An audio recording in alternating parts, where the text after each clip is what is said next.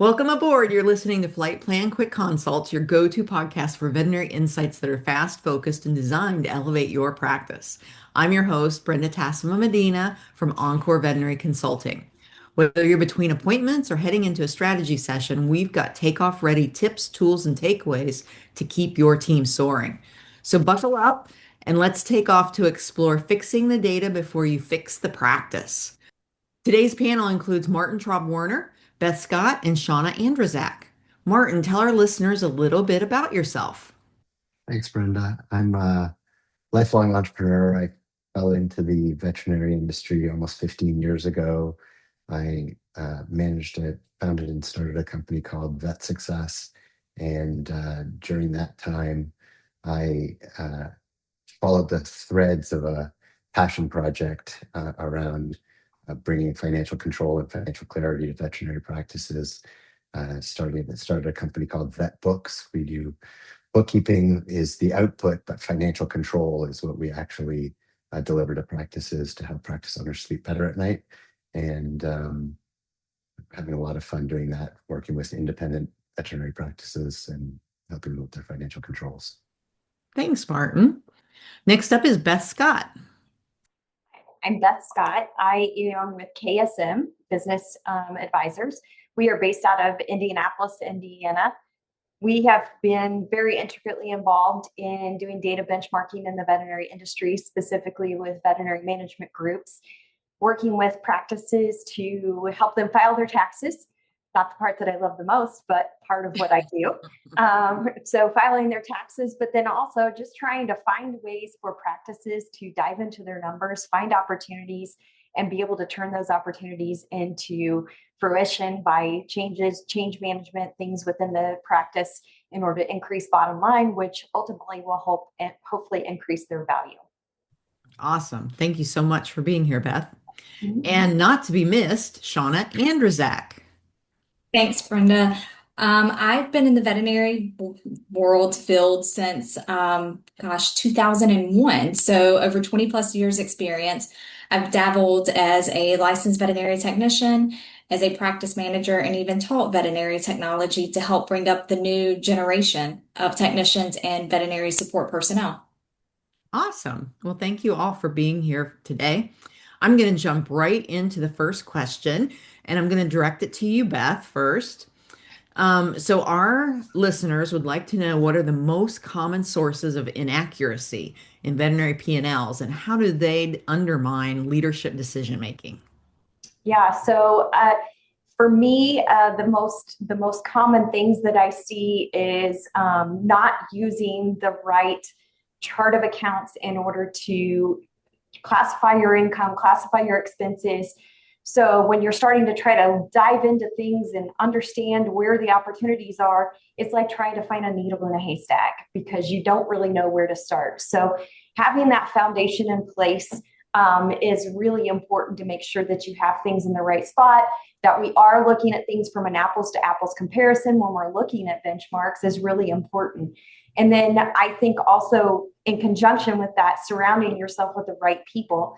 So with that being said, a veterinary specific bookkeeper, such as what Martin and his company do as well, I think is really, really important because you have someone that truly understands the why behind getting this intricate with your chart of accounts. You need someone that understands that so you're not getting the pushback on a regular basis. Like, I don't understand why we're doing this. Like, this just complicates things more. But it's not about the complication. It's about the clarity that you get from having the financials in the right space. So having someone like Martin and VetBooks on your side that understands the reasoning behind it are super important to make sure you get all those things in the right place so that someone else can come in and say, all right, let's now figure out where your opportunities are and where we can make a difference. Awesome. Thank you. I think she queued you up, Martin. Would you like to answer the question? I owe you dinner, Beth. Beth, maybe I can't remember if it was you or another industry leader who recently told me that they like to start their conversations by asking who's got their P&L or their income statement ordered in alphabetical order. Was that you? No, that was not me. I was floored, right? I was like, wow, it would never even occur to me that to have an income That might have statement. been me, Martin. Oh, I Because can't remember who it I've was. had that happen with clients before. It's unbelievable. And that's like a surefire way to know that you are in need of some help, is if your income statement is in alphabetical order. So I have to agree with Beth that the chart of accounts, and the reason for it is veterinary practices are wildly complex businesses. I mean, you are not just a general practitioner, you're a pharmacist, you're a surgeon, you're doing all kinds of novel therapies, grooming, boarding, and each one of those is an individual profit center unto itself. And so the other thing that I would add is if you're of a size, and I would say, frankly, any size, but the bigger you get, the more important it becomes to do your books with the accrual method, which is not to file your taxes by the accrual method. And Beth and I can have the whole conversation about, tax filing, cash versus accrual, but doing your books with the accrual method to match the expenses with the revenue generation so that you can measure the profitability of each of these particular line items in the business. It just gives you a level of sophistication and granularity to be able to manage the complexity of the practice. I agree with you 100% on that one because we can't really use the P&L as a diagnostic tool from a practice management standpoint unless those things line up in an accrual basis. Right? Shona, go ahead. So I was just going to say, you end up having to twist yourself into pretzels, right? To try to Yes. figure out like why the numbers are the way they are, unless you're using the accrual method. Yeah.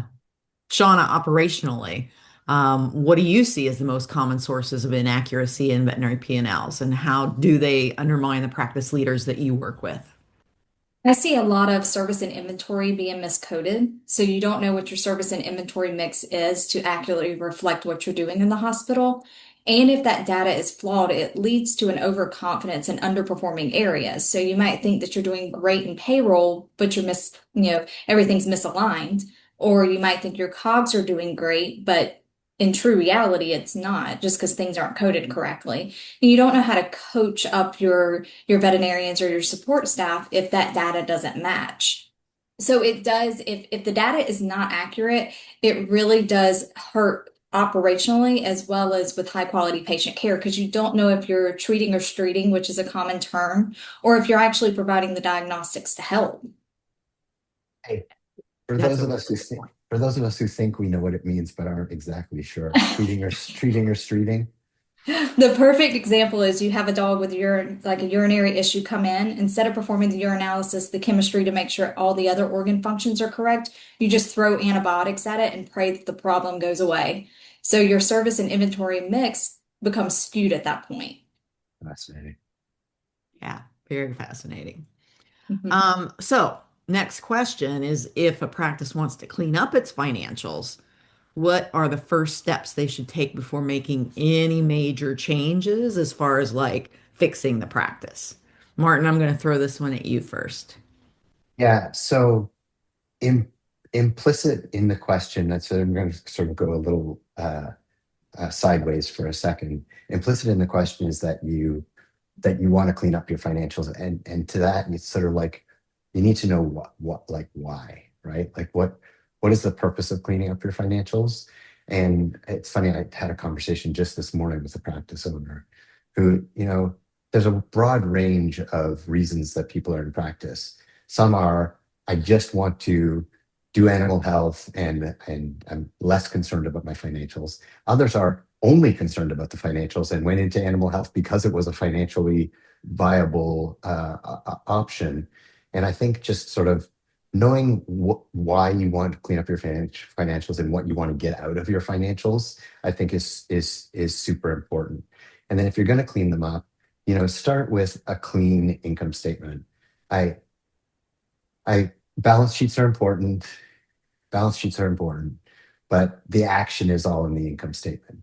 It really tells the financial story of what's happening in the practice. So commit to a income statement prepared at least monthly, at least no, monthly, prepared monthly, in a timely manner, so that you can actually make operational decisions with a level of granularity that leads to decision making that is effective. Okay. Okay, Beth, what are your thoughts on this? You mentioned chart of accounts earlier, Yeah. and I know that you and Martin both actually worked on a project to update the VMG AHA chart of accounts. Yeah. How does that And tie live and into live and cleaning up live the to tell the financials? tale. Yes. Like to tell the tale for sure. I've lived it multiple times now, Martin. Yeah, it's true. Yeah. So yes, I'm glad you said that, Brenda, because we do have a new release coming out of the chart of accounts, which is meant to encompass some of the more modernized pieces of veterinary medicine that have come about since we initially launched the chart of accounts. But as Martin said, you're trying to figure out like why you're doing all that. But then the next step is you got to start implementing something. So what does this new roadmap need to look like? How do I need to classify all that? And luckily, VMG and AAHA were very gracious and allowed this chart of accounts to be released to anyone. So you don't have to be a VMG member. You don't have to be an AAHA member to get access to the chart of accounts. You just have to know where to go to find it.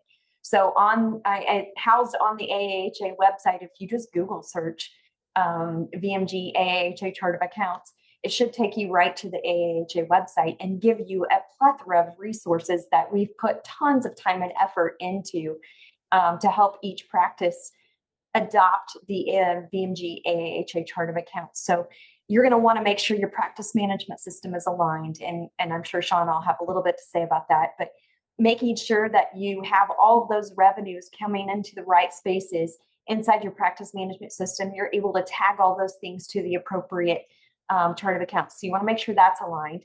And then you want to make sure, and probably 99% of veterinary hospitals use QuickBooks, you want to make sure your QuickBooks is aligned so that when you get it all put together and you're putting in all your cash information and you have somebody like Martin helping you out on that side of things, you now have the chart of accounts road mapped out in your financials to be able to utilize all of the revenue and the expense categories to be able to say, where in the world do I start looking and where do I start working on first? So adopting that chart of accounts is going to be important. Getting your PIM system aligned is going to be really important as well. Thank you so much, Beth. And we'll be sure to drop the link in the podcast so that our listeners can find it readily if they're not already using it. Yeah. Shona, so operationally, if a practice wants to clean up, what are the first steps that they should take before making those operational changes? I agree. Your veterinary software is number one. It's so easy to say, well, it was always set up that way. And 20 years ago, that might have been okay financially and from an income statement for a practice. But as you evolve, you have to adapt with everything and make sure your chart of accounts is good. Operationally, one of the biggest things that I see is inventory. Inventory is a huge thing that can affect your profit and loss statement, and making sure that your cycle counts are accurate, your cost of good, even the pricing on your products will really help shift that. And then always having that open conversation with your practice leaders to make sure that everybody understands the why behind it. Why are we changing the categories in the PIMS? Why are we changing the categories in QuickBooks? What does this mean overall financially for the hospital? Awesome. Thank you so much. I think this was a really helpful session for our listeners. Thank you all for coming on the podcast today, and thanks for flying with us on FlightPlan Quick Consults. If today's insights helped you climb to new heights, be sure to subscribe, leave a review, and share this episode with your crew. Until next time, keep your mission clear, your team aligned, and your practice soaring.